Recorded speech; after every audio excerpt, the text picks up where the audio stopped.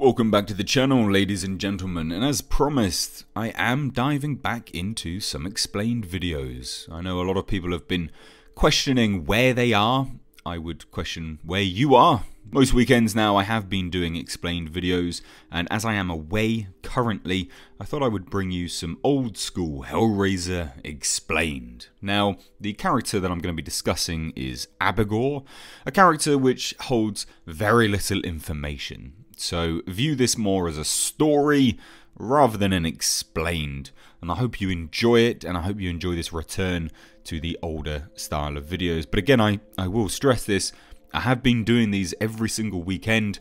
It would appear that you either have not checked the channel or you haven't been notified. But either or, it doesn't matter. Please do check out my playlists, especially my Hellraiser playlist. So let's discuss Abigor.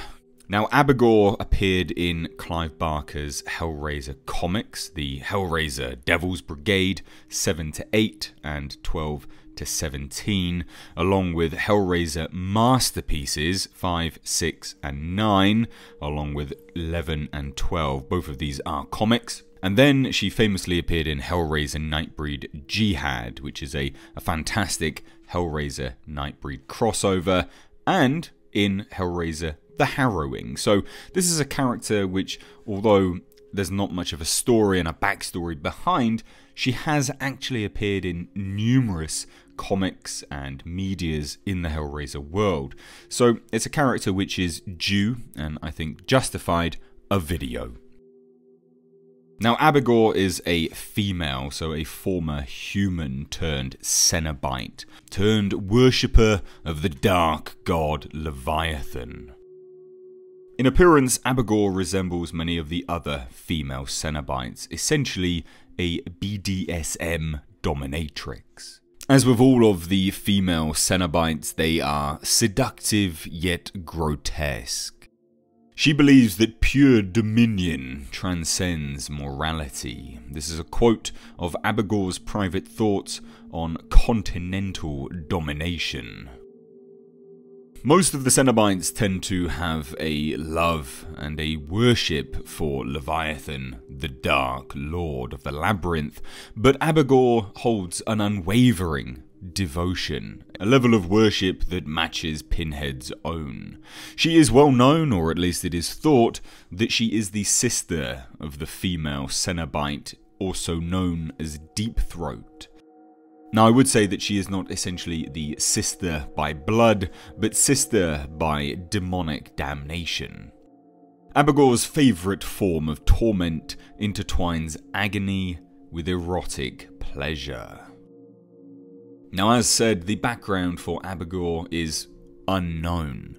No one exactly knows how long ago she became enlisted under the Dark God, the Dark Lord of the Labyrinth, Leviathan.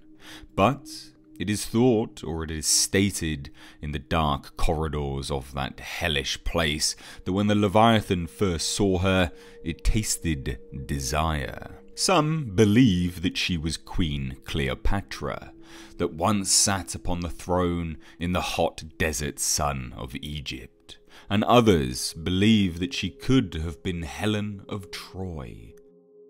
Essentially any powerful female figure from history. Now, the powers and abilities of Abigor are much like any other Cenobite. She possesses increased strength, heightened resistance to damage, and a proficiency in the dark arts, and is virtually immortal. Any Cenobite cannot be hurt by mortal weapons, by weaponry of man. They can only be hurt by other Cenobite weaponry, or say spiritual items, or items ordained and blessed by a priest. She is highly proficient in seducing men, and again, this is not necessarily just based on her looks, but could also be a form of dark arts and dark wizardry to a certain degree. Now, when those men fall under her spell, they follow her every command until they are nothing more than slaves to her will. Although seductive, she is quite rigid in her conduct and places her loyalty of Leviathan above all. Her nails are sharp enough to flay skin, and her tool of preference is a cat o' nine tails with hooks on its ends. In certain imagery, she is depicted as having blades through her, and emanating from her forehead is what would appear to be quills or needles of some description. Another key aesthetical feature down the sides of her face and joining the tip of her lips are two zips, which I guess if we're starting to discuss her origin in the world and where she came from before she was a Cenobite, these would indicate that her origin is not actually one of aged in history, because of course zips are a fairly modern creation. However, that does only work if the Cenobites don't undergo brand new creations or aesthetical changes over the years of their servitude of the Leviathan.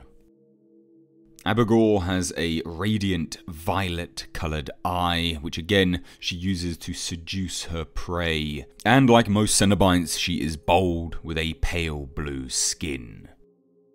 In terms of what Cenobite gash she hails from, it is not known specifically. However, she is part of Hell's army, the Cenobites of Hell's army. Now, like all of the Cenobites and most of the Hellraiser universe, it is heavily inspired by BDSM, the sadomasochistic world of fetish and pleasure. And as such, when we look at her ears, it would appear that she may have a form of hanging hook, a suspension training, attached through her lobe.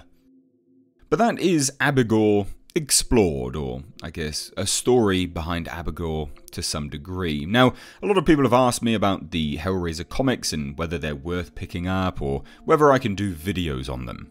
Now, short of breaching copyright laws and just showing you the comic itself or repeating it verbatim, I can't really go too heavily into the comics, but I will say this, that they are definitely worth picking up. They are interesting if you are a fan of Clive Barker's work, and if you are a fan of the Hellraiser world and want to just deep dive that little bit more, they are worth picking up. They show you an extended side to the universe, which is expanded upon very little in the movies. If you can, I would highly recommend picking up the compilations rather than just the paperback form. They will stand the test of time just that little bit more, and they're a little bit easier to get a hold of. And I will say this as well, those fans of Nightbreed and those fans of Hellraiser definitely pick up the Nightbreed Hellraiser Jihad crossover. It is fantastic. It's kind of in line with what we know of the universe, but then it's also kind of not. It's a really nice crossover, a really nice expansion, and for those people that are die-hard Clive Barker fans through and through, i.e., you know, you only like things Clive Barker's the man, the legend, that's it, he's God.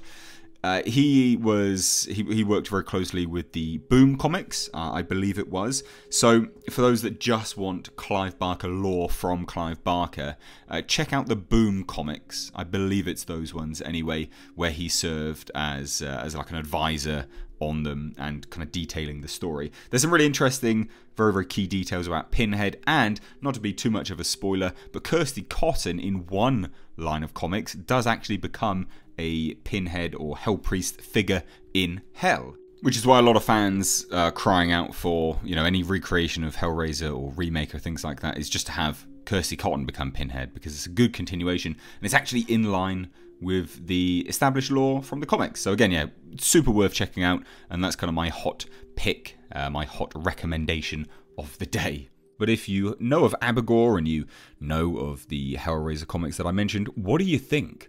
Let me know down below in the comment section. If you are new here, please do hit subscribe. You can stay up to date on the world of pop culture and movie news by hitting the bell notification icon. As always, guys, thank you so much for watching. I have been Mr. Age. Take care.